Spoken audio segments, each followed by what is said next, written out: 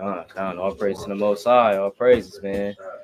So, Con, all praise to the Most High. All praise to the Most High. So, yeah, happy Feast of Purim, day 2, man, through the Spirit. Yeah, Con started it. I think it just takes a second. Yeah, there we go. Con, all praises. Yeah, so happy Feast of Purim, day 2. All praise to the Most High. You know, just had back-to-back feast days through the Spirit. So we had, what was it? Destruction in Nicanor. We had Purim day 1. Now we in Purim day 2, right, through the Spirit. And it's also the Sabbath. So, I mean, we just had back-to-back high holy days, man, through the Spirit. All praise to the Most High, feast days. So, yeah, Kyle, so I know your brother, Kyle Yah, went into, yesterday, he went into the whole book of Esther through the Spirit. So, hey, man, the brother didn't leave any meat, man. You know what I'm saying? but went through it. Hey, that's all praises, all praises. So through the Spirit, I think we're just going to additions to Esther a little bit, right? So touch on that. But first, since y'all already know the story, don't really have to recap, but we all know the story of Esther, right? We all know about Mordecai and his acts. We all know about the wicked Haman, right? And he tried to destroy Israel, and that fell upon them. So all praise to the Most High for that. So what we're going to do is we're going to read Esther. So let's kick it off with Esther. We just go to the 10th chapter in the Bible, right? So we go to Esther chapter 10. And yeah, well, actually, we could just start at verse. Let me see. All right. So I want go to you go to Esther chapter 9, right, and just get verse like 32.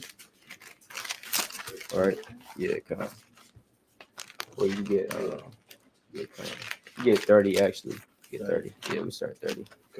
God. It's the book of Esther, chapter 9, verse 30. And he sent the letters unto all the Jews to the 127 provinces of the kingdom of the Xerxes with words of peace and truth, to confirm these days of Purim and their times appointed, according as Mordecai the Jew and Esther the queen had enjoined them, and as they had decreed for themselves and for their seed the manners of the fastings and their cry. And the decree of Esther confirmed these matters of Purim, and it was written in the book. So it was written in the book. So we all know what the word Purim means. I think the brother went into that, but go into it again. So Purim goes back to the Hebrew word par, right, which means lot. It means fate. It could be determined as a lot of different things, right? So that's what the feast is about. It's about lots being casted, right? Purim, making it plural, so lots, right? Now let's go to Esther chapter 10, right? It's the book of Esther chapter 10, verse 1. The king of Xerxes laid a tribute upon the land and upon the islands of the sea, and all the acts of his power and of his might, and the declaration of the greatness of Mordecai, whereunto the king advanced him. And are they not written in the book of the Chronicles of the kings of Medes? Medium and Persian. Yeah, so they're written in the Chronicles of the kings of Media and Persian. So these different kings of the other nations had their own chronicles, right? They had their own chronicles, just like how we have our own chronicles, First Chronicles, Second Chronicles of Israel, right? We have our own chronicles. We have our own history.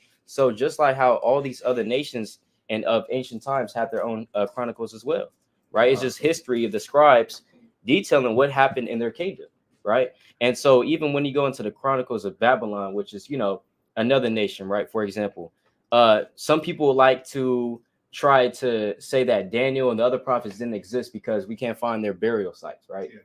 So another way to validate their existence is going outside of the Bible and showing that they were written about outside of the Bible, right? So when you go into the Chronicles of Babylon, for example, it talks about Daniel, right? So are we to say that their history is not correct, right?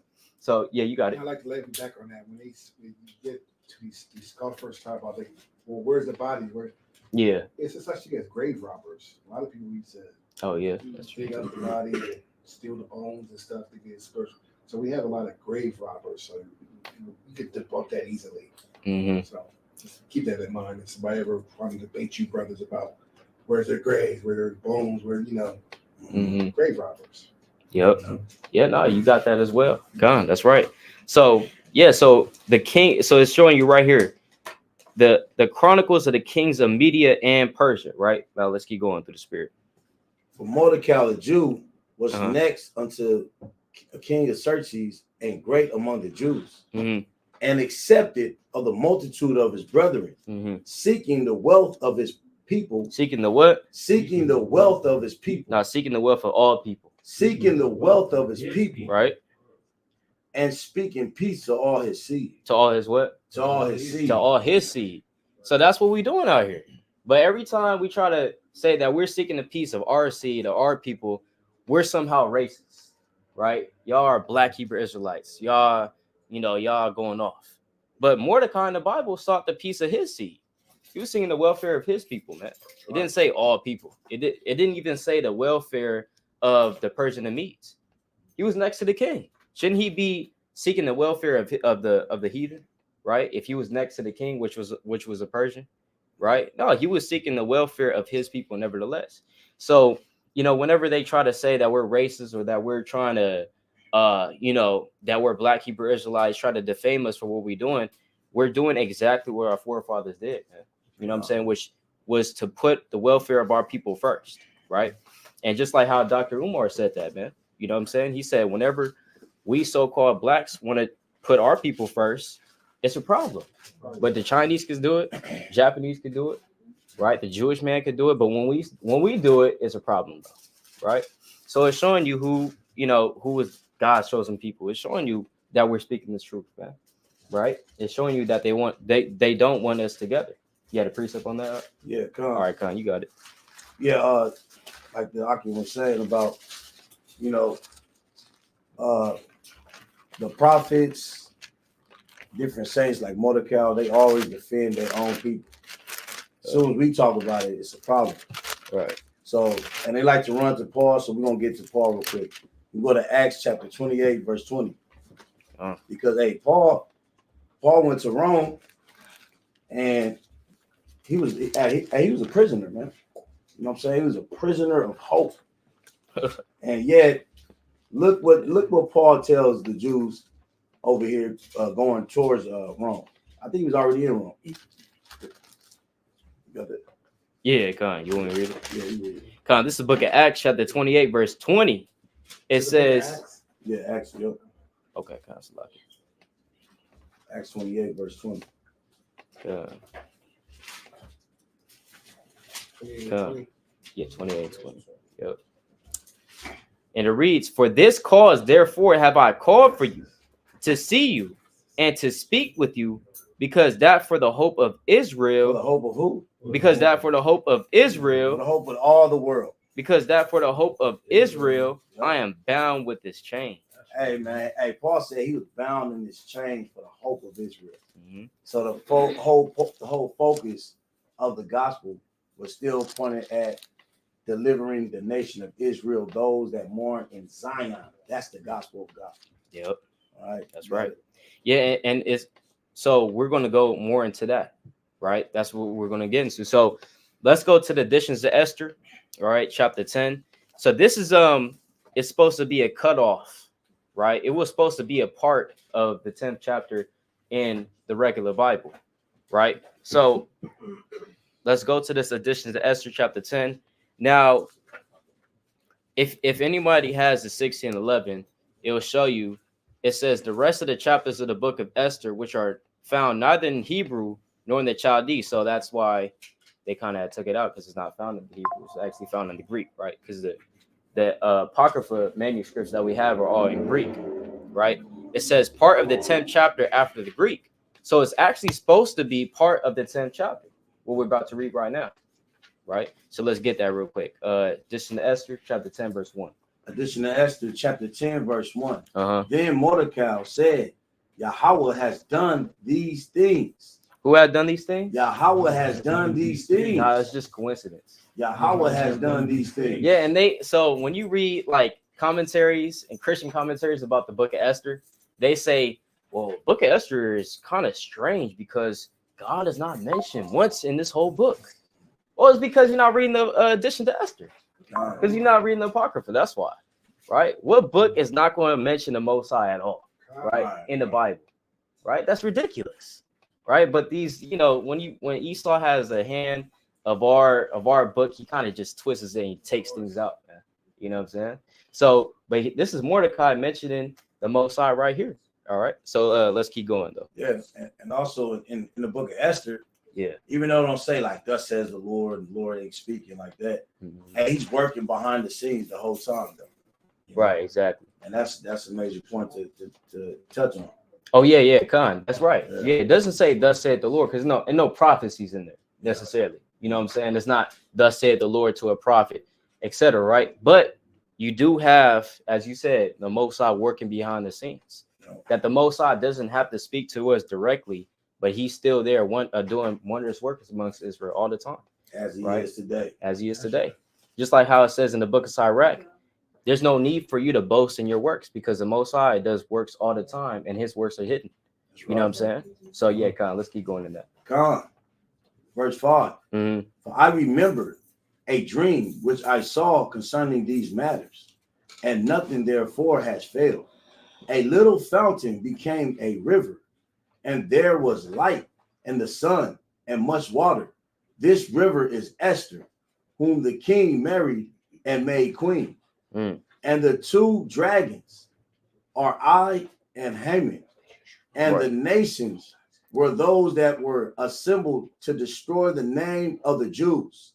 And my nation is this Israel, which cries to Yahweh and were saved. And my nation is who? And my nation is this Israel. My nation is this Israel. Go ahead. Which cries to Yahweh and were saved. And were what? And were saved. Nah, they were destroyed. And were saved. And were saved, right? Go ahead. For the Lord has saved his people. And the Lord has delivered us from all those evils. And Yahweh has wrought signs and great wonders, which has not been among the Gentiles. You see that? So that's heavy, man. That's heavy. So you have the two dragons, right? The two dragons. You got Haman, which was, remember, going back to Esther. I'm not sure if the brother touched on it, but Haman, right, by tradition, will be an Amalekite, all right, because he's the son of, it'll tell you that he's an Agagite. And Agag, when you go to 1 Samuel chapter 15, was the king of the Amalekites, man. So he would be the two dragons in this dream. He's giving a breakdown. He's saying that one dragon is Haman, which is symbolic for who? Esau, right? Edom as a whole. And then Mordecai being that other dragon, being symbolic for Israel as a whole, right? It says, and that his people cried to the Most High and were saved and did great wonders. And these great wonders haven't been done amongst the Gentiles, man, amongst the heathen, right? So let's go to 2nd Ezra chapter 3, man, right? On that with the spirit. All right, let's go to 2nd Ezra chapter 3 and verse number 30. We start verse 30 actually, right? 2nd Ezra chapter 3 and verse 30. 2nd Ezra chapter 3 and verse 30. For I have seen how thou suffered them sinning, right? And has spared wicked doers. It has what? It has spared wicked doers. Yeah, so the Most High may seem like he's sparing wicked doers, right? How did because that's where a lot of people trip at. It's like, if God is real, why does he let murderers and terrorists and rapists roam the earth? Your God is evil. Why is he just letting them do that? Right? So again, it may seem like the Most High is sparing wicked doers, but we all know the famous precept in Proverbs chapter 16 that the Most High has made all things for himself, and he had preserved the wicked for the day of evil. That's right. All right. So we don't know. We're not on the Most High's time. Right. Let's keep going. And has destroyed thy people. And has preserved thy enemies. Right. And it has not signified it. Go ahead. I do not remember how this way may be left. Right. Are they then of Babylon better than they of Zion? Yeah, are they then of Babylon better than they of Zion? Because it may seem like in this captivity, it's like, dang, you see Esau pull up in a Mercedes, right? What the heck? You know what I'm saying? You're working all these hours, right? You got brothers working hella hours, right? Just to put food on the table. You know what I'm saying? Where Esau, I mean, he's the CEO of a Fortune 500 company. He just sits at home, man. Right? Making passive income. You got it. Literally, I was just telling the brother right there that was watching YouTube of how Esau could spend $1 million just to have a theater room in his house. Oh man, he was just talking about that. It was his show. I was just showing the brother just $1 million easily, $500,000 for a theater room. Yeah, room to watch like nothing. Yeah, like nothing. Like nothing. Yeah, 500K. That's it. That's it. You know. Yeah, just put it on the card. You know, just put it on the card. Like dang, brothers.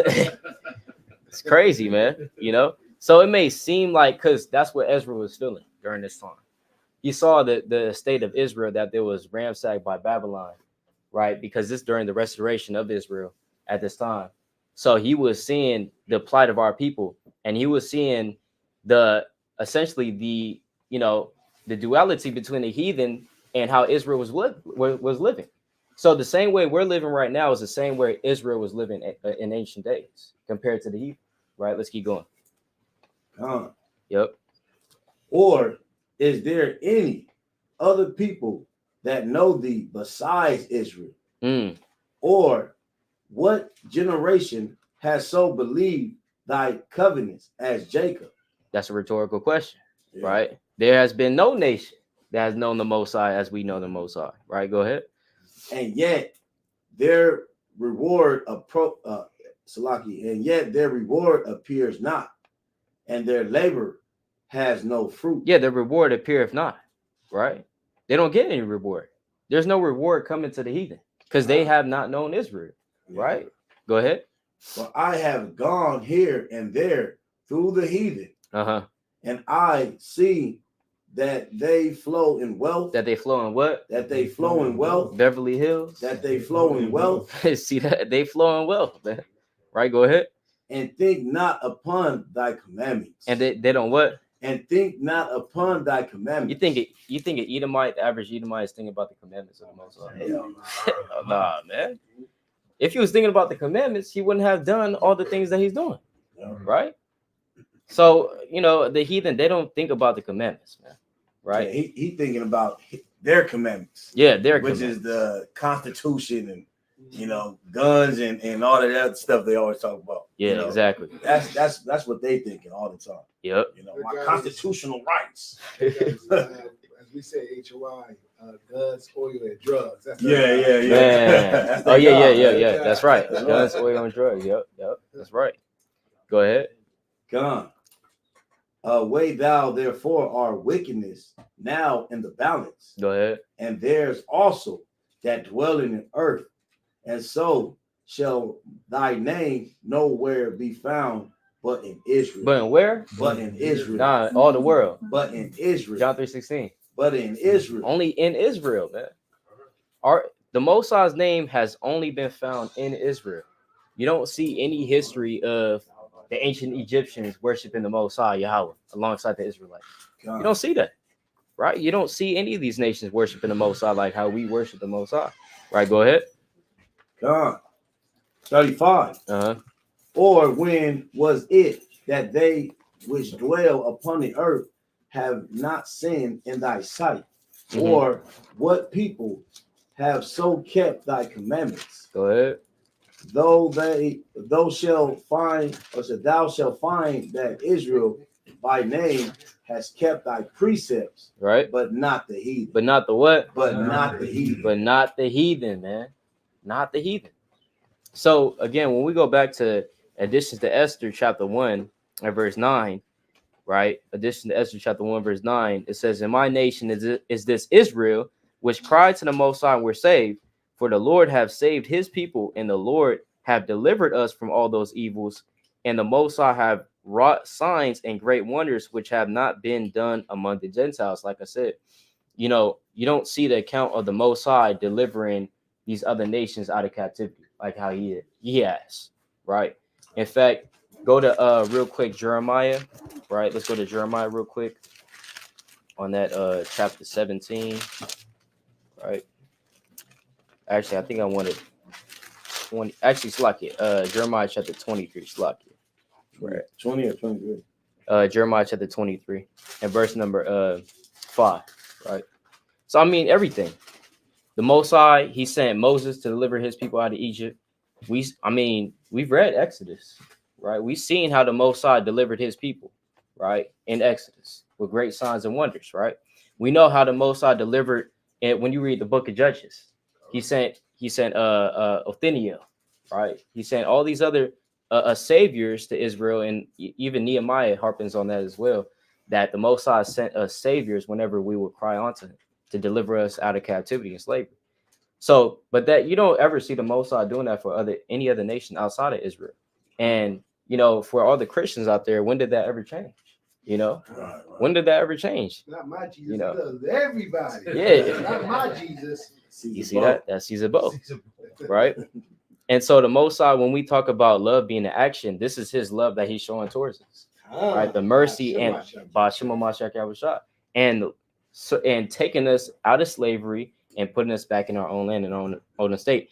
And the most love is what, as is even mentioned in First John. But let's get Jeremiah chapter 23 verse 5. Jeremiah 23 verse 5. Behold, the days come, says the Lord, that I will raise unto David a righteous branch. No, unrighteous branch. A righteous branch. Go ahead. And a king shall reign and prosper.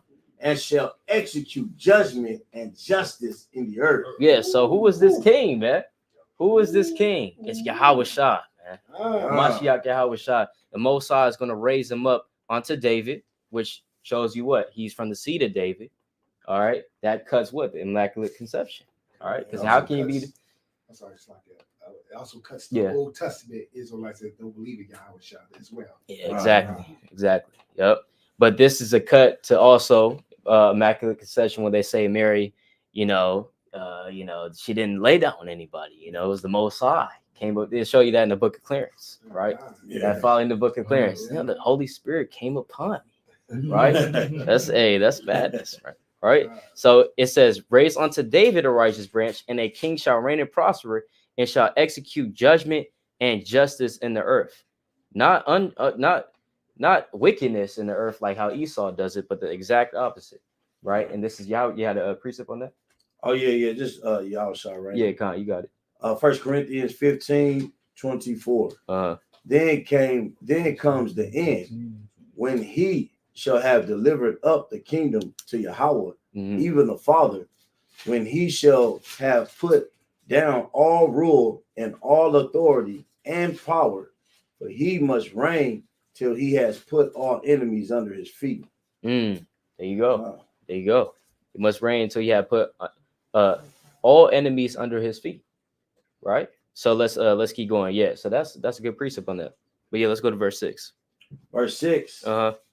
In his days, Judah shall be saved. And Israel shall dwell safely. Yeah. So we're never going to really dwell safely and be saved until Yahweh Shah comes back.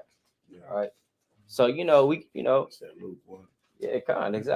We're never going to be saved until we're delivered out of the hands of our enemies, man. Right? Until we're in the kingdom of heaven. That's the only time we really be saved, because in this captivity at any given moment, Esau could just do whatever, right? And we really have, the Most High said, because of the curses, we're going to have no might in our hand, right? So let's keep going though. So that's talking about Yahweh Shah, right? And this is his name, whereby he shall be called. The Lord our righteousness. Go ahead. Therefore, behold, the days come, says the Lord, that they shall no more say, the Lord liveth, which brought up the children of Israel out of the land of Egypt. But the Lord liveth, which brought up and which led the seed of the house of Israel out of the north country, and from all countries, whether I have driven them, and they shall dwell in their own land. So what's the North country? The North North. America. We was touching on that yesterday. Calvert, about North. Yeah, that's North America, United States. Yeah. Babylon the Great. Yeah, con. No, yeah, that's right. Yeah, the North country is talking about Babylon the Great. You know what I'm saying? There you go. Let's go to Oh yes.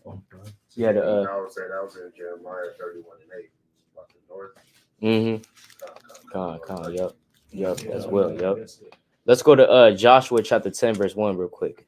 Right. Let's go to Joshua chapter 10 and verse number 1. Right. So the reason why I went there is because it's showing you how the Most High is known amongst all these nations, that he is the God that saved and delivered his people out of Egypt. That's what the Most High was known for in the ancient days. So what is he going to be known for in this time? It's the same God that delivered his people out of the North country, which is America, and all the other countries where we've been driven. So Europe, Asia, Africa, Australia, etc. So that's what the Most High is going to be known for. So it's showing you the love that the Most High has for Israel as an action, right? The Most High doesn't just say, I have loved you, and there's no love being shown. No, he shows his love all the time, right? So let's go to Joshua chapter 10, verse 1 real quick. Joshua chapter 10, verse 1. Uh-huh. And now it came to pass when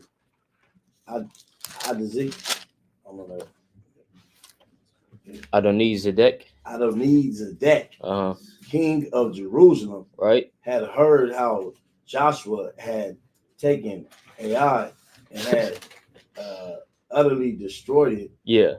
As he had done to Jericho and her king. Mm-hmm. And so he had done to AI.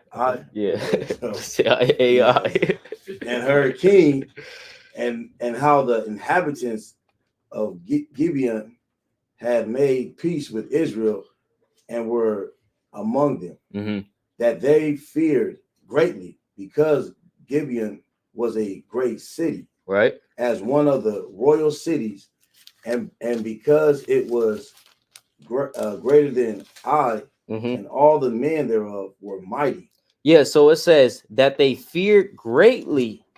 So when we were going into the land, and Joshua details the conquest of Canaan, right? It was a military campaign led by Joshua, right, the son of Nun. So we see when you read the book of Joshua, it's saying that these heathen feared us greatly because we were taking down these cities so fast. We're destroying these heathen so fast.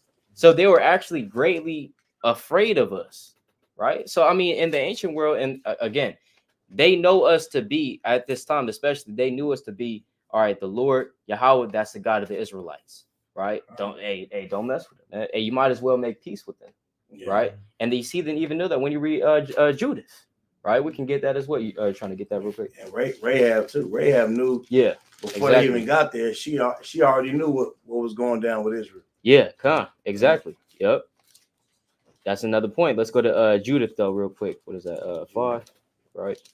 There's a other precept I was looking for as well in Joshua, right? But I can't find it right now. Judith 5 what? Let me see. Right, I think it's all right, we can get that in the Judith as well. It's not 17. Been a while. And while they sinned not before their God. Yeah, you can start at 16 then. 16. Yeah. And was Judith chapter 5, verse 16. And they cast forth before them the Canaanites, the Perizzites, the Jebusites, and all the Gerasites, and they dwelt in that country many days. And while they sinned not before their God, they prospered, because the God that hated iniquity was with them. But when they departed from the way which he had appointed them, they were destroyed in many battles, very sore.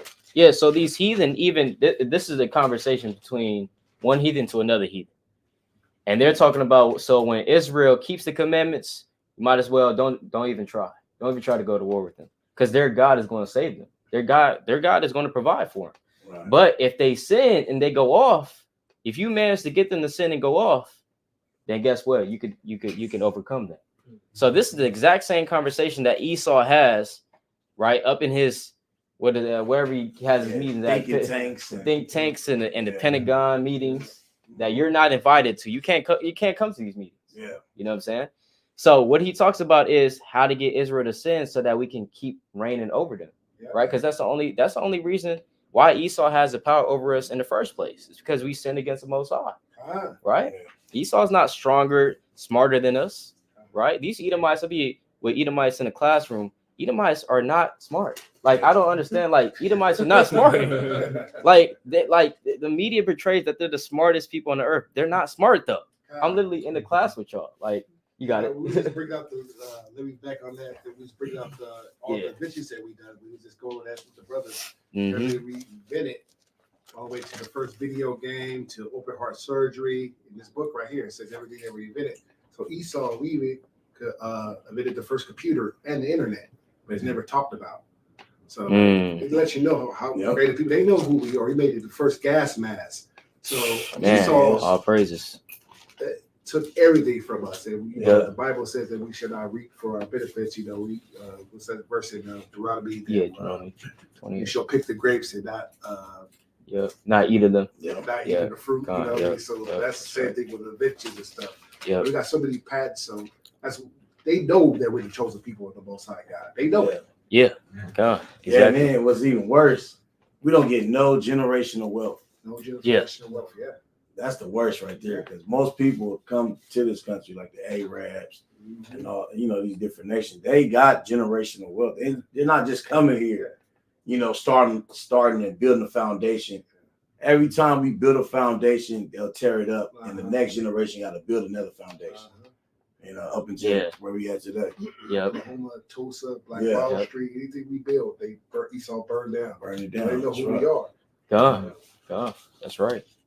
Yeah, so exactly. So these heathen know and understand full well that if we're sinning, we can overcome them. You know what I'm saying? We can get the upper hand on them. Yeah. But if they keep the commandments, no, we gotta stop that. We gotta stop that at any cost. We gotta stop that. Brothers putting on fringes, we gotta stop that somehow, right? And that's the counsels that they have, man. The Bible talks about that. That's why they pushing what's her name, Sexy Red and so far. Shit. Destroy our women so they can destroy, our men and stuff like that. So that's why the industry, these so-called Amalekites are Jewish people. They push all that money to keep us ignorant, dumb, and all the Sukihanas and the Cardi Ray and all that stuff. Everything. To keep us in sin. Not to mention all the other devices that they use. And you try to use the toothpaste, it's pork in the toothpaste. Like, damn. Try to eat this food, you find out it's pork in the food. Like, what? like some things that don't need pork at all have pork. Yeah, I see. It's like, it's crazy. Yeah, I see something where they got pork in the paint. You paint your house. Yeah, I said, what the hell is that for? They got pork insides in tomatoes.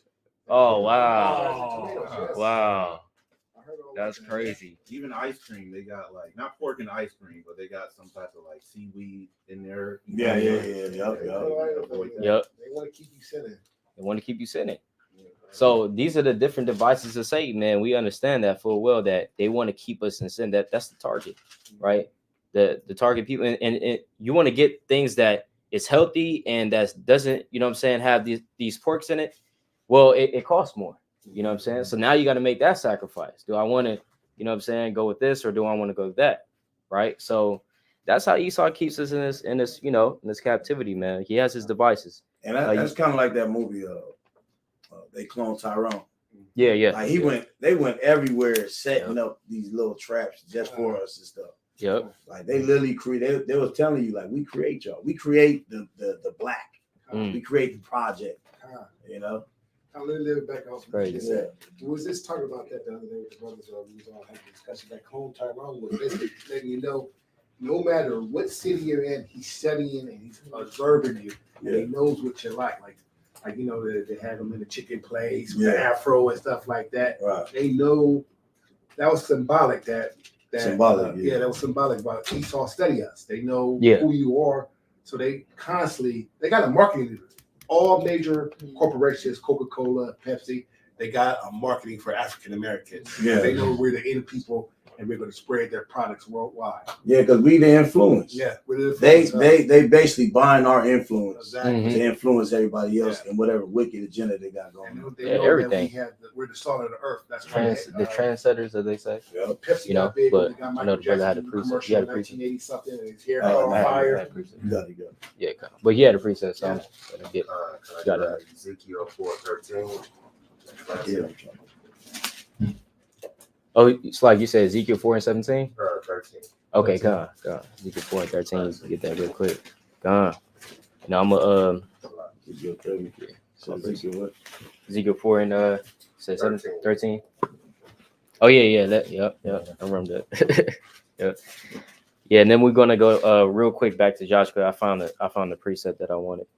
Gone. Ezekiel chapter 4 and verse 13. And the Lord Yahweh said, even thus shall the children of Israel eat their defiled bread among the Gentiles. Wait, they're defiled what? Their defiled bread among the Gentiles. Pork enzymes and the tomatoes. Their defiled bread among the Gentiles. And defiled bread. We got at the end of the day, we don't really know what we eating, man. For real. Nah, You know what I'm saying? We really don't know what Esau doing behind closed doors, you know. But I mean, it's a prophecy that we will eat our defiled bread amongst the Gentiles, man. So the most we could do is pray over it, as it says in 1 Timothy chapter 4. We eat in faith. You know what I'm saying? So we can pray over pork.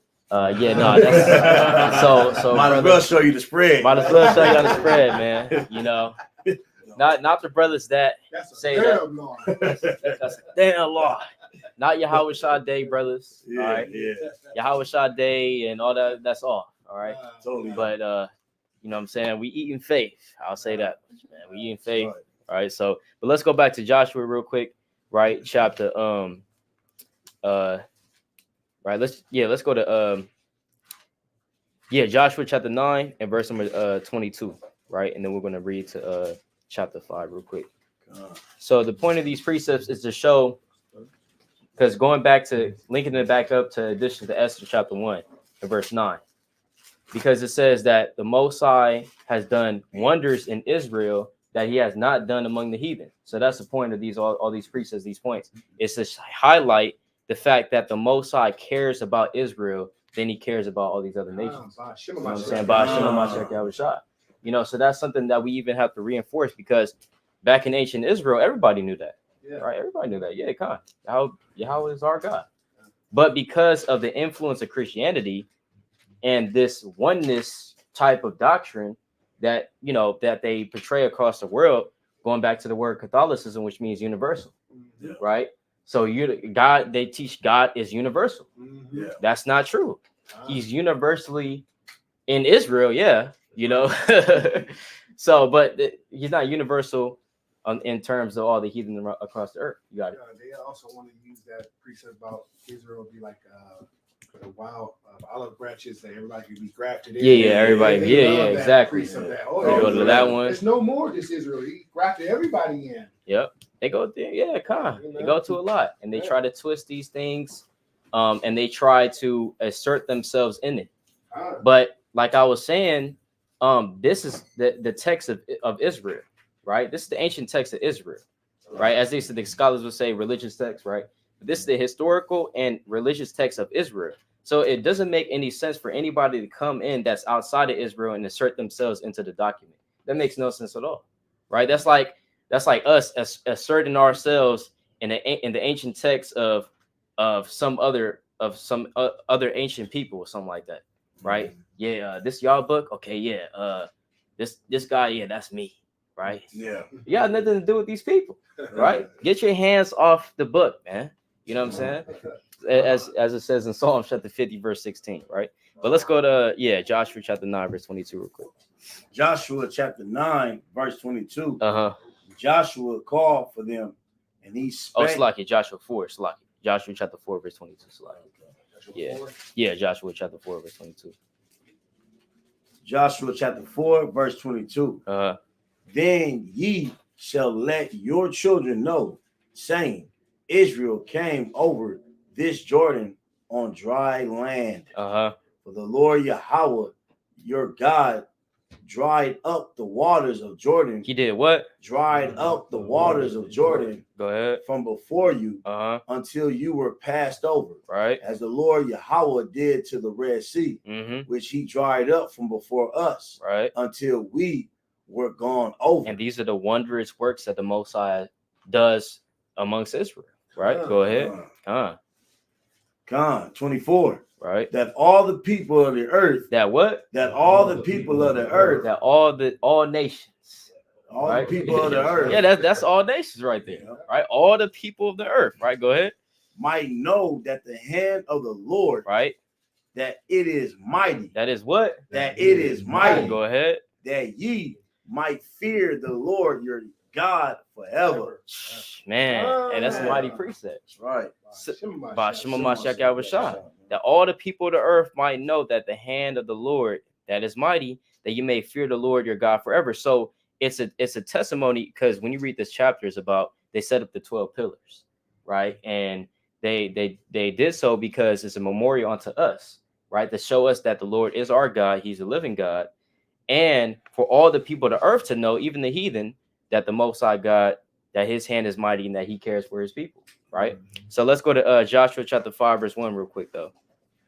All right, so the next chapter. This is really the precept I wanted instead of Joshua chapter 10. Okay. Joshua chapter 5, verse 1. Right. And it came to pass when all the kings of the Amorites, right, which were on the side of Jordan westward, right, and all the kings of the Canaanites, which were by the sea, heard that the Lord had dried up the waters of Jordan from before the children of Israel, right, until we were passed over, that their heart melted. That their heart what? That their heart melted. That their heart what? That their heart melted. Their heart melted, and the spirit just faded away, man. Right? Spirit just faded away. They're like, what? The Lord did what? So again, these heathen understand and know that the Most High God, our God, is powerful. Right? They know that. It says that their heart melted, meaning their spirit, their mind. Right? Go ahead. It's confounded. And it's just confounded. Another point is, you fast forward today, the Lord's deliverance is gonna be by chariots, man. Yeah. Imagine how the heathen's heart's gonna melt. Yep. Like Wisdom of Solomon chapter 5 say, Yeah, exactly. It says that their heart melted, neither was their spirit in them anymore. There was no spirit in them. It was confounded. It's like, what? You mean to tell me the waters move hither and thither, right? And they pass over, they just pass over the waters on the dry land? That's impossible, right? So they were scared, man, because they actually believe. You know what I'm saying? And so again, as a brother said, Wisdom of Solomon chapter 5, we'll go to that next, but let's just finish this verse real quick though. Right? Yeah. Because of the children of Israel. Because of what? Because of the children of Israel. Yeah, so this shows you in our power, in our might, we can, just by our presence and by what the Most High does for us, we can melt the spirit of the heathen. Man. Just being in our power. Yeah. You know what I'm saying? So true power. Yeah, true power, right? As certain brothers like to go into, man, the true power. That's right. But yeah, let's go to you had a what's like that's on that. Yeah, let's go to your precept, Wisdom of Solomon 5 and 1. Right. Wisdom of Solomon chapter 5 and verse 1. Right. Say Con, when you there? Says brother flipping fast. Then shall the righteous man stand in great boldness before the face of such as have afflicted him. Right. And made no account of his labors. And made no what? And made no account of his labors. Yeah, Esau makes no account of our labors. That's that book you just showing. Yeah, that's that book. Yeah, God. And no account even on another level. Oh yeah, you saw that. Bro. Yeah, you saw that real quick, right? Yeah, there you go. What's it called? Uncovering the evil of America.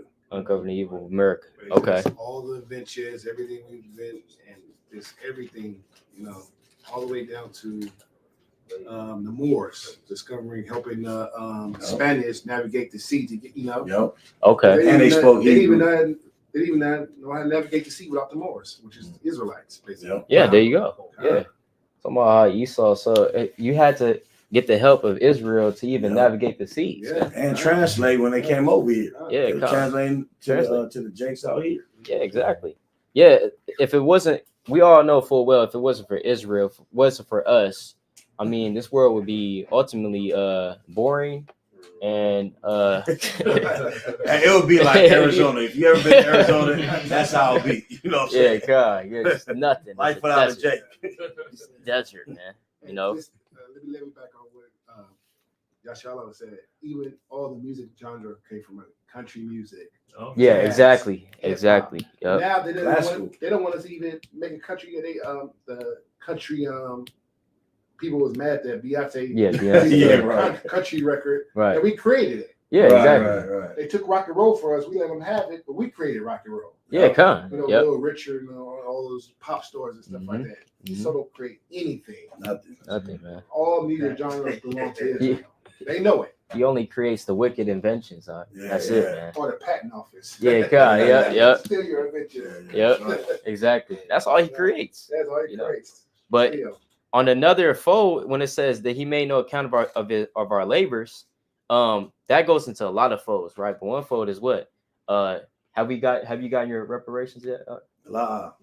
Making no account of your labors, like literally, no account of your labors. Get over it. Right? Get over Get it, over man. That was slavery was a You know long what I'm time saying? ago. But he gave money to Ukraine. He gave money to Israel. Yep.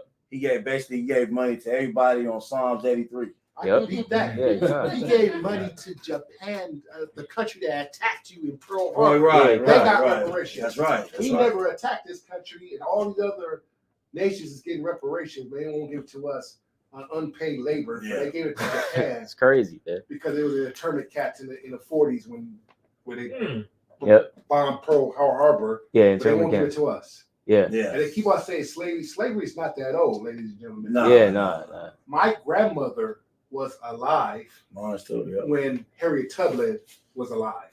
Yep. What? It's not that old. There's some old folks over here. My great grandmother was alive when Harriet Tubman was alive. So slavery is not that. It's only a few generations. Yeah. Con. Yep. Yeah, Yeah, at least- why would they give reparations to slaves?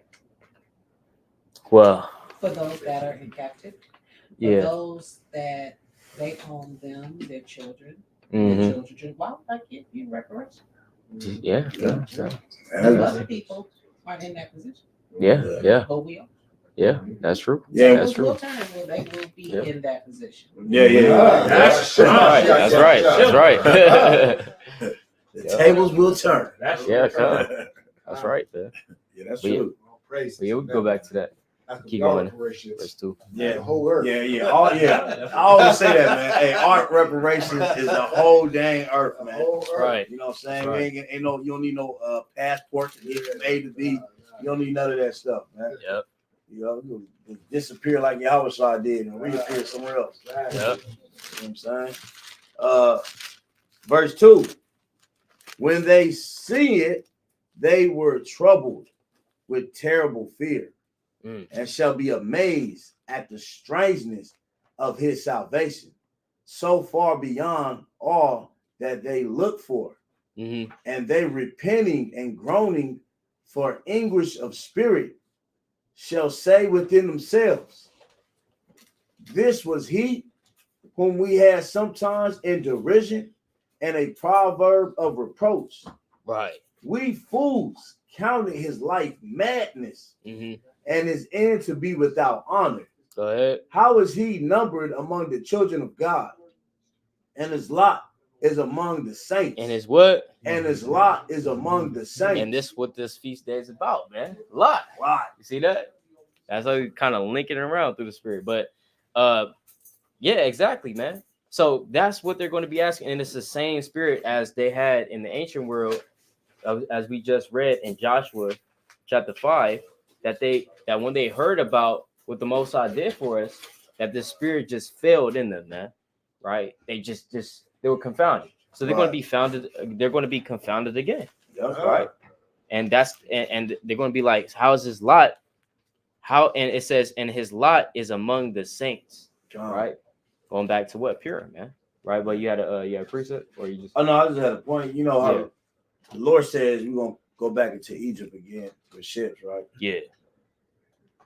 Every captivity we was in, you know, we end up eventually getting out of it. But the difference between all those captivities and the ancient Egypt was the Lord dealt with them face to face. He brought plagues, he brought different miracles, right? So that's why he's saying, man, y'all going back to Egypt, because the same way I got y'all out of the first Egypt, I'm gonna get y'all out of the second Egypt. You know, all miraculous things going on. You know, chariots flying all over the place, plagues, all matter of hell. On, you know, people running all over the place. Hey, the Egyptians, they were scared to death. Most I turn them lights off. Hey, man, you hear stuff in the background and pitch black. Monsters is yelling. You don't know what's going on back there. What's going on? Stuff. All hell going on, man. Yeah, tearing them up, man. You know what I'm saying? To the point where, you know, Pharaoh, he's like, man, hey, man, I repent. But the Lord, when he kept stirring the spirit up to not repent. Yeah. You know, and that's what he's going to do to Esau and these nations, man. He's going to stir their spirit up not to repent. Yep. All right. Also, let me back. The reason why Pharaoh wouldn't let our people go, because the Most High kept hardening his heart. That was the Most High. That was hardening Pharaoh's heart. That's right. Otherwise, you know, he probably would have gave in, but the Most High said, I'm going to let you guys, Israel, know the power, so I'm going to keep on hardening his heart. So he put those plagues. That's right. Yeah. Yeah, God. There you go. Yeah, you had a precept? Yeah, I had a precept. All right, yeah, you got it. Just to link back on what Dr. was saying about Esau and Egypt. These are what? No, go ahead. Okay, gone. This is Romans chapter 9. You start at verse 13. As it is written, Jacob have I loved, but Esau have I hated. What shall we say then? Is there unrighteousness with Yahweh? Yahweh forbid. For he said to Moses, I will have mercy on whom I will have mercy, and I will have compassion on whom I will have compassion. So then it is not of him that will, nor of him that runneth, but of Yahweh that shows mercy. For the scripture says to Pharaoh, so he's going to link up Esau and Pharaoh, same people, or same spirit. It says, for the scripture says unto Pharaoh, even for this same purpose, so the same purpose back then is the same purpose how Esau going to get it, because he's the new Pharaoh of this captivity. For he says, even for this same purpose have I raised thee up, that I might show my power in thee, and that my name might be declared throughout all the earth. And that's what Doc was saying. You know, the Lord he's gonna do these miracles so everybody may fear the name of the Lord, Yahweh. All right, not all these different names, Yahuwah, Yahweh, all these different, yeah. And they're gonna fear Yahweh and Bahashim Mashiach Yahweh Shah, man. That's right. He says, 18, therefore has he mercy on whom he will have mercy. And that's Isaiah 14, he will have mercy on Israel, whom he harden. Thou will say then unto me, why do he yet have fought? For what, or Salaki, for who has resist his will? So ain't nobody gonna resist the Lord's will, man. He hardened Pharaoh's heart, he's gonna harden this man's heart as well. Yeah, Con, that's right, man. You try to get Wisdom of Solomon, 17, verse number 1. Just we was touching on it in terms of Egypt, right? Con. Yeah. Is it 17? Yeah, 17:1. Con. Wisdom of Solomon, chapter 17, verse 1. For great are thy judgments, and cannot be expressed. Therefore, unnurtured souls have erred. All right. For when unrighteous men thought to oppress the holy nation, they being shut up in their houses, the prisoners of darkness. The what? The prisoners of darkness. Prisoners of darkness, man. Right, going back to the plagues, right? Go ahead. Yeah. the prisoners of darkness, and feathered with the bounds of a long night, lay there exiled from the eternal providence. For while they supposed to lie hid in their secret sins, they were scattered under a dark veil of forgetfulness, being horribly astonished. Being what? Being horribly astonished and troubled with strange apparitions. Yeah, strange apparition is a vision, right? It's a vision, or you kind of see like a ghost, for example, right? So, like for example, like we can even look it up, right, through the spirit. Yeah, bring that up. Right? Yeah, we bring it out through the spirit, right? So, let's look it up on the Salaki. Go to the other one. Right, Esau running around hallucinating. Yeah. For the love of God. Right. So apparition. Oh, so like I'm not even sharing my screen. Yeah, come on. Let me share my screen there through the spirit. Right. So you can see it on the screen. But so when you look up apparition, it's like a vision of a ghost or a ghost-like image of a person. Right. So yeah, come on. It says a ghost or a ghost-like image of a person. The appearance of something remarkable, unexpected, typically an image of this type, right? So, apparition, right? So they've seen, if anybody's seen, what's it called? Bird Box, I think, right? Yeah, Bird Box. Is it called Bird Box? Yeah, Bird Box. Yeah, con. So if anybody's seen that movie, right? Yeah, con. I was about to say the other one, but yeah, Bird Box, right? Yeah. So essentially, you know, if you couldn't look at these spirits all roaming around the earth. If you did, you'll kill yourself, right? So it's kind of detailing the same thing. I think they might have. Well, I don't think, but I know they got this from the scriptures. But when you read this, it says that they were troubled with strange apparitions. Remember, these are ghost-like figures or spirits, right? We go to verse 4, right? It's going to even dig even deep into that. Wisdom Psalm 17:4. Apparitions. For neither might the corner that held them keep them from fear, right? But noises as of waters, right, falling down, sounding about them, and sad visions, and sad visions, right, appeared unto them with heavy countenances. Yeah, with heavy countenances. You see that? So it's kind of like, you know, it's not going to be the same way, but this is like a visual representation of what they might have seen. It's going to be like a horror movie. A horror movie. You know? Yeah, come on, exactly. And the Most High, he says in Ecclesiastes, that which was is that which is going to be, right? The Most High requires that which is past. So again, the Most High can round up these same spirits again in the earth, man, and have that, and have that. Yeah, come on, because you know you read about that in Revelation. Right, you got spirits over certain things, right? You got the spirit over the fire, spirit over the waters, right? But it says, falling down sounded about them, and sad visions appeared unto them with heavy countenances. It says, no power of the fire might give them light, neither could the bright flames of the stars endure to lighten that horrible night. So not even candles, any type of fire, you know what I'm saying, could allow them to see during that time of the darkness. It's crazy, right? You had a precept, you got it. This is Amos chapter 5, verse 18. Woe unto you that desire the day of the Lord. To what end is it for you? The day of the Lord is darkness and not light. As if, verse 19, as if a man did flee from a lion, right, and a bear met him, or went into the house, right, and leaned his hand on the wall, and a serpent bit him. That's a horror movie, man. That's a horror movie. Yeah, that's right. Yeah, the day of the dark. Even in Zephaniah chapter 1, verse 14, it says that the day of the Lord is near. It's near upon all the heathen. It's a day of darkness and gloominess. You know, a day of clouds and of thick darkness. That's what it says, man. You know what I'm saying? So the day of the Lord is definitely not going to be nice, especially for the heathen, man. All right, but nevertheless, But a black guy doesn't die in this movie. Right, exactly. That's right.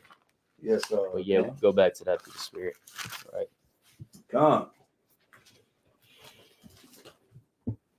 Verse 5. No power of the fire might give them light, neither could the bright flames of the stars endure to lighten that horror night. Right. Only there appeared unto them a fire kindled of itself, very dreadful. Very what? Very dreadful. Uh-huh. For being much terrified. Right. They thought the things which they saw to be worse than the sight they saw not. Man, that is my Man. You go. Yeah, come Okay, go. yeah. Verse I 7. mean, it's self-explanatory. Yeah. It is as for the illusions of art magic, they were put down, and their vaunting in wisdom were reproved with disgrace. For they that promised to drive away terrors and troubles from a sick soul were sick themselves of fear, worthy to be laughed at. So sick themselves of fear, worthy to be laughed at, man. So it's going into the terrible sights that the heathen had to go through, man. Right? And all for what? For touching the apple of the Lord's eye, man. Right? Touching the Lord's people, man. All of that. All that for, So again, that's why we're going through this. And let's go back to addition to Esther, right? Chapter 10. That's why we're going through these precepts. All right. That's why we're going through these precepts. It's to show us, again, that there's two lots, right? There's two lots. He's about to say it in this next verse. Come. Verse. What chapter is it? This Edition is of Esther. chapter 10. Chapter 10, yeah, chapter 10. Yeah, verse number 10. 10? Yeah. Yeah, 10. Therefore has he made two lots, one for the people of God. One for who? One for the people of God. Go ahead. And another for all the Gentiles. Wait, hold on now. Hold on now. Close that door. Hold on now. When we get to the New Testament, right? But I thought it's neither Jew nor Greek. You know what I'm saying? Bond nor free. We're all one in Christ, brother. So I don't know why you're going to the Apocrypha, right? So look, that's why, and that's another reason through the Spirit they don't want to deal with the Apocrypha. Of course. It's dealing with these type of precepts when it says there's two lots, one for the people of the Most High, who is what? Israel, right? And another for all the Gentiles. So I mean, there's two lots. So if you're not of Israel, you can't get the lot that Israel has, right? God. And Esau, they don't want to deal with the Apocrypha, but they want to deal with the Book of Enoch. Yeah, right. Fallen angels. Right. Angels who were women, cream giants. Yeah. Fantasy, you know what I mean? They want to deal with the fantasy part of the Bible, but they don't want to deal with the Apocrypha. Say it's not canon. But neither is the Book of Enoch. But you guys teach about the Book of Enoch, and Satan took 2/3 of the angels. Right. He's a minister of music. It's not even in the Bible, right? Exactly. Yeah. Book of Enoch, madness. Jasher. They like the Book of Enoch. Exactly. Yep. But there's two lots, man. One for the people of the Most High, and another for all the Gentiles. That kind of sounds like the shotgun, man. 2nd Ezra chapter 6, man. Let's get that real quick. Hey, 2nd Ezra chapter 6. Right, all the classic precepts on that. Brothers got a lot of precepts on the Gentiles and everything else. So, but 2nd Ezra chapter 6 and verse number 54, right? 2nd Ezra chapter 6, verse 54. And after these,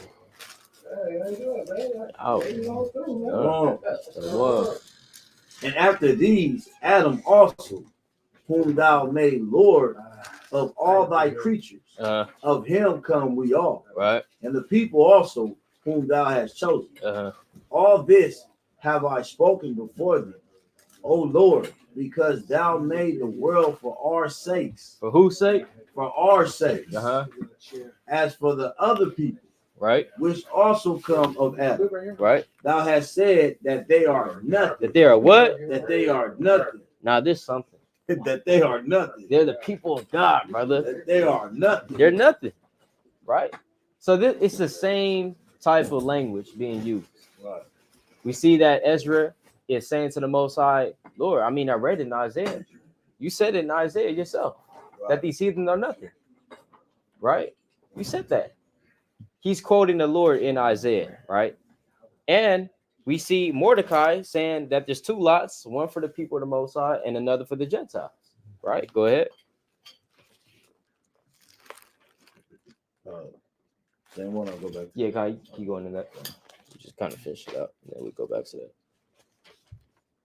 56. Mhm. As for the other people, which also come of Adam, All right.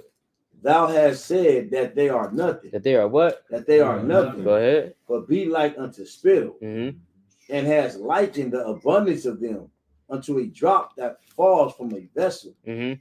And now, O Lord, behold, these heathens, Mm-hmm. which have ever been reputed as nothing, Right. have begun to be lords over us, Right. and to devour us. Go ahead. But we, thy people, Right. whom thou hast called thy firstborn. Thy what? Thy firstborn. So we're called the firstborn, right? That's in Exodus, also in Hosea 11:1, right? Go ahead. Thy only begotten. Thy only begotten. Go ahead. And thy fervent lover. So we're called all these things by the Most High, right? He never called that to anybody else, right? Nevertheless, go ahead. Are given into their hands. Uh-huh. If the world now be made for our sakes, right? Why do we not possess an inheritance with the world? Right. How long shall this endure? How long shall this endure, man? I feel that. He's giving his complaint unto the Most High. Right? He's saying, wait, if we're the chosen people, how come we're not running the earth? Right? This earth belongs to us. How come we're not running it? You know, and that's what he was complaining onto the Most High. The Most High had to answer him, right? But let's go to actually Revelation 11:1. I want to get two precepts from Revelation real quick, right? So yeah, because you know, somebody might say, hey, you guys are going into Old Testament a lot. I don't hear a lot of New Testament. I don't hear a lot of New Covenant, man. We're in the New Covenant, right? So I mean, the Bible's a Bible, man. Bring out, Old Testament, New. It doesn't matter, right? The Bible's a Bible, you know. So let's go to Revelation 11:1. All right, Revelation chapter 11, verse 1. Mm-hmm. And there was given me a reed like unto a rod. Right. The angel stood, saying, rise and measure the temple of Yahweh. Right. And the altar. Uh-huh. And them that worship therein. So it's saying, so the angel gave him a reed like unto a rod, right? Said, rise and measure the temple of the Most High and the altar and them that worship therein. Right. Which is talking about who? Israel. Right. Go ahead. Verse 2. Verse 2. But the court which is without the temple, right, leave out. The court that's outside of the temple, leave that out. Don't even bother measuring that. Go ahead. Measure it not. Right. For it is given unto the Gentiles. Unto the who? Unto the Gentiles. Unto the who? Unto the Gentiles. Like, damn. Go ahead.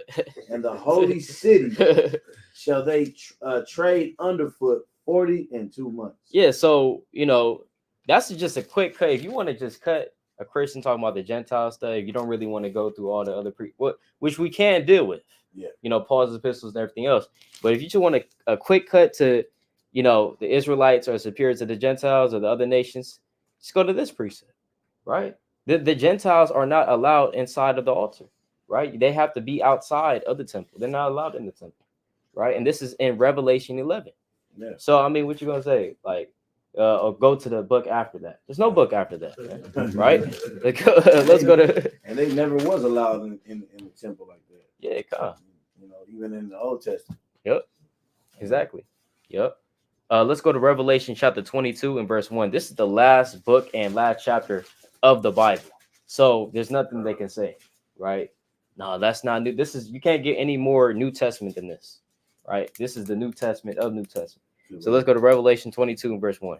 Revelation chapter 22, verse 1. Right. And he showed me a pure river of water of life, right, clear as crystal, proceeding out of the throne of Yahweh and of the Lamb. In the midst of the street of it, and on either side of the river, was there the tree of life, which bare 12 manners of fruits. 12 manner of fruits, right? So we see in the last chapter of the Bible, we still see 12 being mentioned, right? Go ahead. 12 manners of fruits. And yielded her fruit every month. Go ahead. And the leaves of the tree. The fruit of the tree. And the leaves of the tree. Go ahead. Were for the healing of the nation. So the leaves, they don't get the fruit. The fruit of the tree is for the 12 tribes, but the leaves of the tree is given for the healing of the nations. So they can't eat the fruit. So it's showing you the division between the Israelites and the Gentiles, even in the last chapter of the Bible, right? Even in the last chapter of the Bible. How come they can't eat of the fruit? Right? The leaves of the trees for the healing of the nations, right? And as we always like to go into, you would rather take the fruit because there's more nutrients in that fruit. Am I right in that? Yeah, con. There's more nutrients in the fruit than the leaf. You know what I'm saying? Con.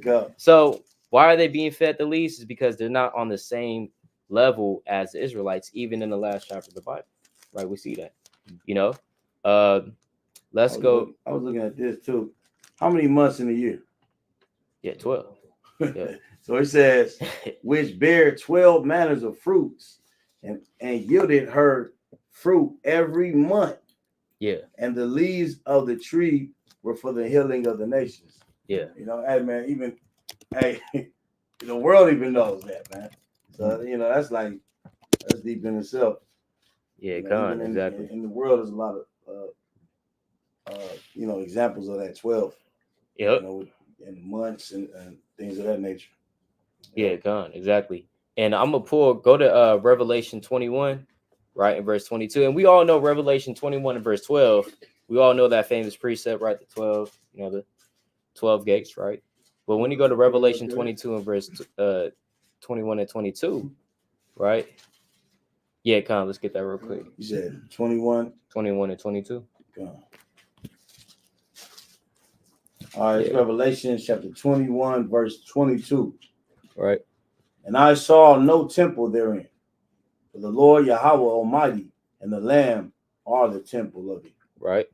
And the city had no reed of the sun, neither of the moon, to shine in it, for the glory of Yahweh did lighted it, and the Lamb is the light thereof. And the nations of them which are saved shall walk in the light of it, and the kings of the earth do bring their glory and honor unto it. Yeah, so the kings of the earth have to bring their glory and their honor onto it, right? When you go into the Greek for that word honor, now let me pull this up real quick to the spirit, right? And this is go to Isaiah 60. Oh, you was already there. God. All praise, that's the spirit. So when you go into that word for, I think this is the word for let me see here. Right. So this is honor, I think. Hold on. So this is glory. This is glory. And then this is honor right here. So this honor is talking about reverence. You see that? The price, we know that that's not what that's talking about. It's talking about honor. It's talking about reverence. So these nations that are saved, what does that mean by saved? It means that they were saved from the destruction, right? Because in the kingdom of heaven, who's going to build up our gates? We need somebody to build up the gates. Need somebody to do it. I'm not going to do the grass. Why would I do that? It's the kingdom, right? We was talking about that on the phone. The true Sabbath, right? Not going to have to do any work like that. We was just bringing that up on how we say that IUIC said that Esau, we're gonna let them go, and they're gonna have their own little thing. They're gonna come back, and then we're gonna destroy them. I said that's off. What? I heard it was just let them go. We're gonna build our kingdom. Yeah. 1,000 years, they're gonna be destroyed. God, that's right. Bishop Day said something about they're gonna go off. And they're gonna build weapons, and they're gonna be. Oh, that's Revelation 20. I was like, you're trying to go into that. You went off on that one. Right? Like, come on, man. Let me put this up real quick. Yeah. Yes, sir. Oh, yeah. The preset. Okay, she said. Bring it out, man. Yeah. Oh, okay. Okay, you come. This is the book of Hebrews, chapter 4, and it's dealing with the rest, man. Because we work. Everybody, all of us work constantly. We still in bondage. We still in slavery. Got low-paying jobs or even high-paying jobs. You are still a slave. All right, you got a social security number. You got a. If your mail got capital letters, then you are still a slave. Yeah. All right, but look at this. This is Hebrews chapter 4, start at 7. Again, he limited a certain day, saying in David, today, after so long a time, as it is said, today, if ye will hear his voice, harden not your hearts. Right. For if Joshua have given them rest, then would he not afterwards have spoken of another day? Yeah. There remains therefore a rest to the people of God. For he that is entered into his rest, he also has ceased from all his works, as Yahweh did from his. Right. Yeah, man. Yeah, Go right there. Yeah, that's Mike. Talking about in the kingdom of heaven, we're going to have that true Sabbath, because the Sabbath day is about what? It's the day of rest. Yes. And we don't get rest in this captivity, as it says in Deuteronomy chapter 28. And wherever you go, the sole of your foot will not have rest. Right. So even though, yeah, we keep the Sabbath, you know, but we never really going to have true rest until the kingdom of heaven. You see that? So like I said, you know, these nations, yeah, like how we like to say as Israelites, when people talk about, oh yeah, the heathen, can they be saved, salvation? Well, yeah, salvation for the plantation. I mean, that's really it, man. That's really it. You gotta have. That's why it says the nations of them that were saved. You gotta have certain nations that saved. You can't just kill all. Brothers say, yeah, all heathen gonna be killed, Perish by the wicked. perish. So then who? I mean, we just gonna be in the kingdom? Okay, come, but who's gonna be our Yeah, servants? he's gonna be our subjects. You know? Yeah, Peter gonna have subjects. You know. Yeah, exactly. You know, Yeah. And Esau know that. Esau know that's the greatest blessing he ever had was slavery, and not just slavery, but that he enslaved some of the best people on the earth. Mhm. So they you know, I'm pretty sure they went into their records and they knew who we were and all the empires we built, man. We empire builders, man. Every empire, wherever slavery was in, you know, we managed to build that empire, and then the Most High eventually destroys that empire. You know what I'm saying? So that's right. they going down the same highway. Yep. Yeah, Khan. The whole, chapter Isaiah 60 is mighty. We're not gonna read the whole chapter though. We're gonna start at verse 3, right? We might skip down, but let's go to Where start. were we at again? Isaiah 60 and verse number 3, right? I got the Greek pulled up here as well. All right, Isaiah chapter 60, verse 3. And the Gentiles shall come to thy light, Go ahead. and kings to the brightness of thy rising. Okay, so we're reading about the Gentiles again. It seemed like that's a Christian's favorite word, Gentiles. Yeah. So we're reading about the Gentiles again, right? So what are they doing here? It says, they shall come to thy light, and kings to the brightness of thy rising. So who is it talking to? It's talking to Israel. Gentiles are going to come to you in the kingdom, right? And that you're not going to be coming in. They're going to be coming to you. You see that? So that's the tables being turned there. All right, let's keep going. Gone. Verse 4. Lift up thy eyes round about, right, and see all they gather themselves together. Right. They come to thee. Thy sons shall come from far, mm-hmm. and thy daughters shall be nursed at thy side. Right. Then thou shalt see and flow together, and thy heart shall fear and be enlarged, because the abundance of the sea shall be converted unto thee. Right. The forces of the Gentiles shall come unto thee. So it says the forces of the Gentiles shall come unto thee. That word forces, I got to pull it up right here, is the Strong's H2428. This is what reparations look like, right? Right. Strength. That's right. What's the nation's strength? You see that? It's really talking about what? Might, efficiency, wealth. That's their strength. That's the strength that they're going to bring. That's the force that they're bringing into our land. Is their wealth, right? And we read about that in Revelation chapter 21. We read about that in Revelation 11. We read about that in a lot of different places, that the heathen's wealth is going to transfer to Israel, right? Even in Sirach chapter 10, it talks about that. Because of unrighteous dealings and riches gotten by deceit, kingdom is translated one from another. You know, so all that these riches that Esau is heaping up is going to ultimately transfer to our kingdom. You see that? So Khan, give it up. Right? Yeah, Khan, you got it. Yeah, this is Isaiah chapter 61, verse 7. For your shame ye shall have double, right? And for your confusion they shall rejoice in their portion. Therefore, in their land they shall possess the double. Everlasting joy shall be unto them. Right. See, we don't even know what that look like. Man, all praises. You know? Right. Gone. But yeah, let's keep going to that Isaiah 60 and 6. Right. And it's about to show you what they're going to bring as well. Certain the things they're going to bring. Right. Isaiah chapter 60, verse 6. The multitude of camels shall cover thee. The dromedaries, which would be camels. So like that's camels. Yep. Camels. You ready for your camel? It all. See that? Of medium and ephah, all they from Sheba Yeah. shall come. They shall bring gold and incense. They shall what? They shall bring gold and incense. Right. And they shall show forth the praises of the Lord. These are the Gentiles doing this. Man. It said they shall bring gold and incense. Right. Malachi 1:11 says, in every place, incense shall be lighted onto my name. Right. Let's get that real quick. Malachi 1:11, man. Yep. Right. That's why we always burn the incense. Yep. That's right. And another point about them giving us all this stuff, a lot of that stuff is ours anyways. That's right. You know, they stole. Where's the Urim and the Thummim? Where's all the jewels that Solomon had in the temple? Yeah, the Ark of the You know what Covenant. I'm saying? Where's the Ark of the Covenant at? Well, they say it's in the mountains though. Yeah.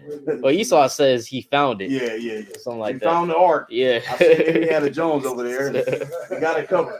Yeah, good. Yeah, a lot of years. Yeah. All right, so you said Malachi what? Malachi 1:11. And I got precept what you said too. All right, Malachi chapter 1, verse 11. From the rising of the sun, even unto the going down of the same, my name shall be great among the Gentiles. My name shall what? My name shall be great among the Gentiles. Right, because right now it's not great among the Gentiles. You know, if we say Yahweh in front of a Edomite, he's not going to care. Like, you know what I'm saying? He's not going to care at all. Right. You know, but in that day, everybody's going to fear the name of the Lord, right? Go ahead. And in every place, incense shall be offered unto my name. And a pure offering. Right. For my name shall be great among the heathen, says the Lord of hosts. Yeah, come. So that prophecy is linking up with Isaiah 60. That's why they're bringing gold and incense to light unto the name of the Lord. Right. Now, I had a precept real quick what the brother was saying. Ezekiel 9 and verse number 10. Right. This is the time in which we're taking everything back, essentially. Right. This is Ezekiel chapter 39 and verse 10. Real quick precept. It says, so that they shall take no wood out of the field, neither cut down any out of the forest, for they shall burn the weapons with fire, and they shall spoil those that spoiled them, and rob those that robbed them, said the Lord God. You see that? So in that day when the Most High gives the elect man power, this is before the kingdom of heaven is being, well, this is really in the process of the kingdom being instituted, but essentially the Lord said, he's going to give Israel the power to rob those that rob them. You see that? So we're going to be robbing the heathen. But really, this is in the Bible, right? But really, the reason why it says rob those that rob them is because we're really just taking back what they stole. You know what I'm saying? So yeah, come on. But let's go back to Isaiah 60. We're only going to get a few more precepts and then kind of just close it out through the Spirit, right? Let's go back to Isaiah 60, right? And we could go to verse 11. Right. All right, this is the book of Isaiah, chapter 60, verse 11. Right. Therefore, thy gates shall be open continually.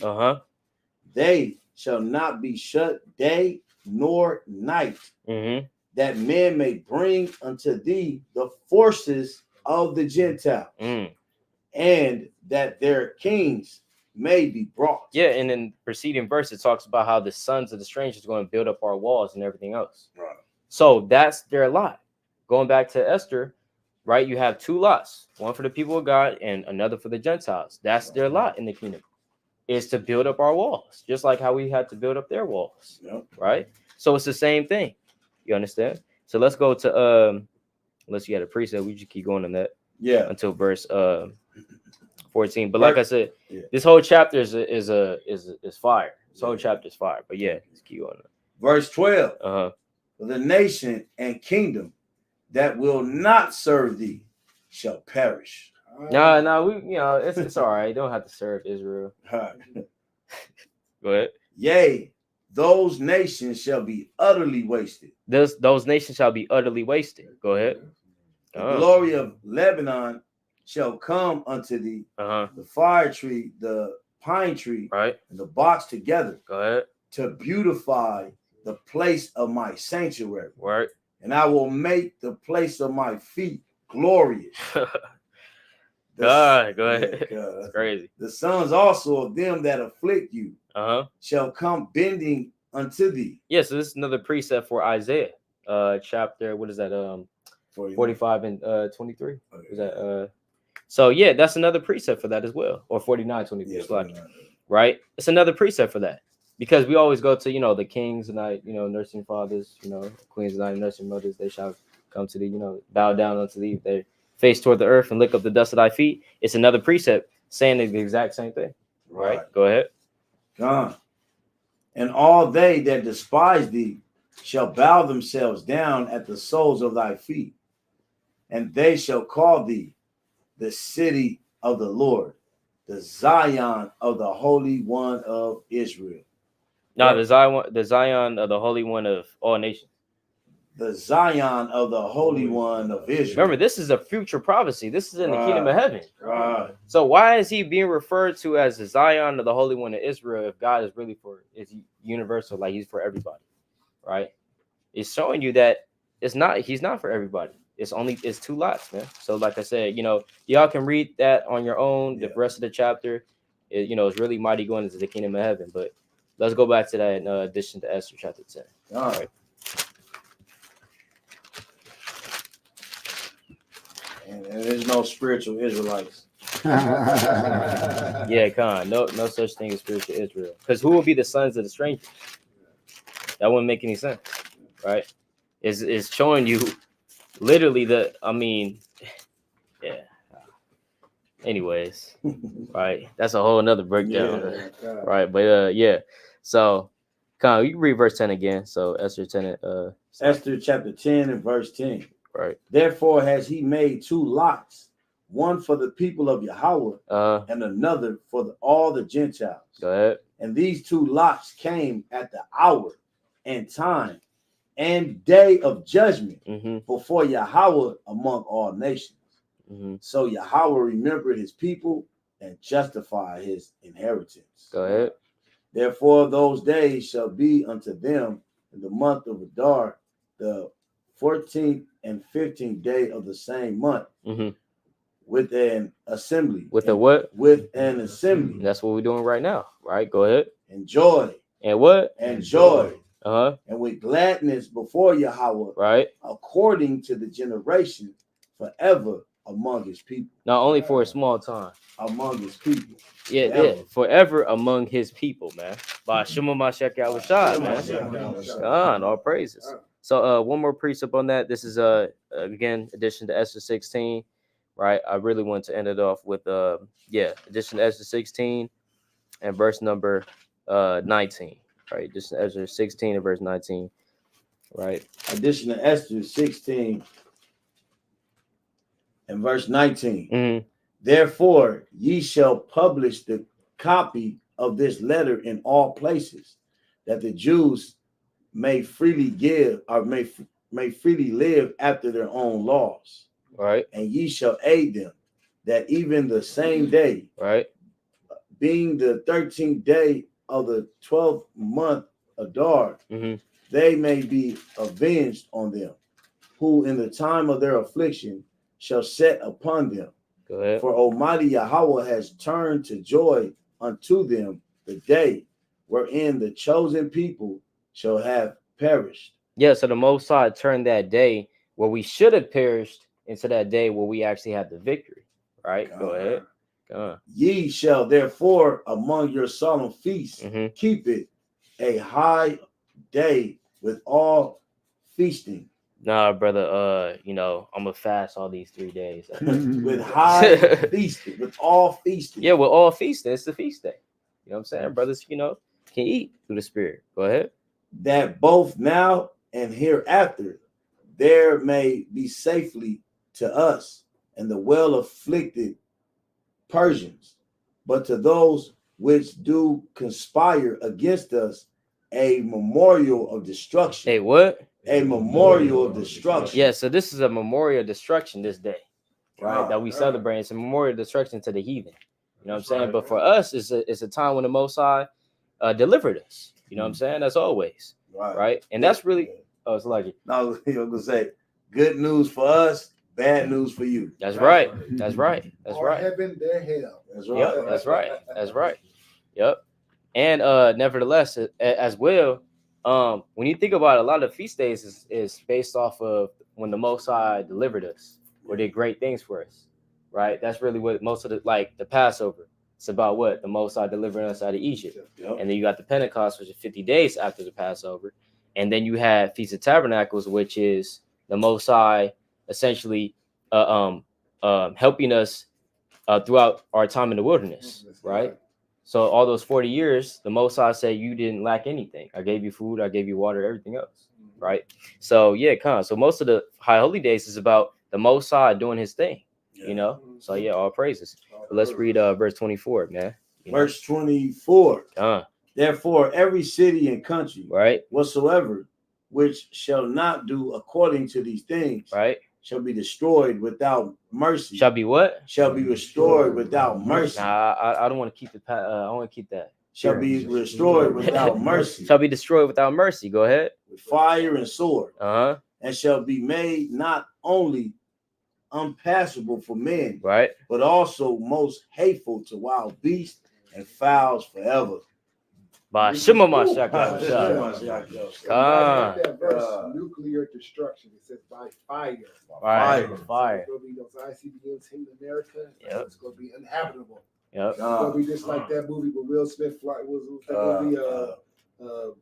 I Am Legend. I Am Legend. There you go. Mm-hmm. Yep. Exactly. Inhabitable. Yep. All praise to the Most High. So yeah, with that, you know what I'm saying? We're going to close it out through the Spirit. Hey, all praise to the Most High.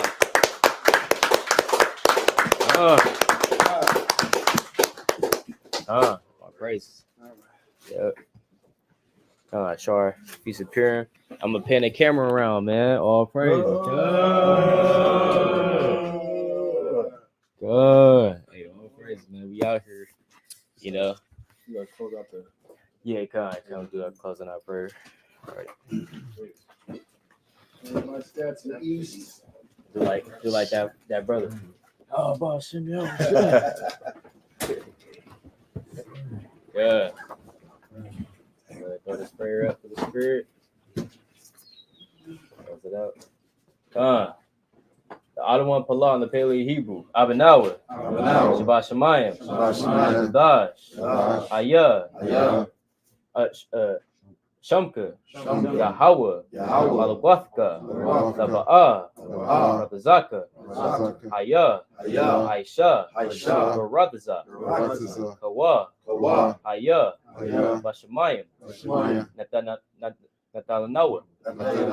Kayam. Kaliyawam. Wasalak Nawa. Kawath Nawa. Kasalak Nawa. Kawath Yanawa. Wala'ah. Abiyanawa. Banasayamwa. Abo. Hawashnaya. Mayan. Rai. Kaya. Laka. Malakwa. Wala'ala. Wala'parwa. Wala'wanyam. Amen. Our Father which art in heaven, hallowed be thy name. Thy kingdom come, thy will be done on earth as it is in heaven. Give us this day our daily bread, and forgive us our debts as we forgive our debtors. And lead us not into temptation, but deliver us from evil. For thine is the kingdom and the power and the glory forever. Amen. God.